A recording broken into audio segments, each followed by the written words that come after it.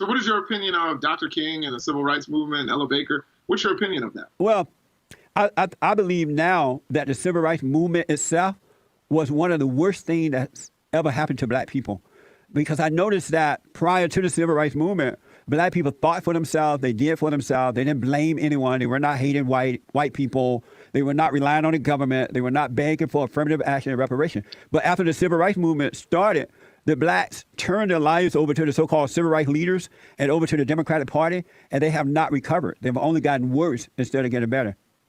I think that's an oversimplification. So you think that during the period that you praised, it seems like, since you said you grew up in Jim Crow in a small wood house with a tin roof and an outhouse, but post-civil rights, you live in a posh neighborhood in LA.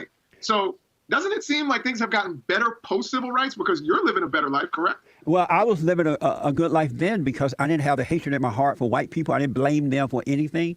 We were taught to love and not to hate. So even then, I didn't consider myself as being poor and all that crap. And so today, I live even pretty much the same, except that I don't have any hatred in my heart at all, and I'm doing fine. But I don't, even when life was tough, when I moved to California, I had to do it on my own.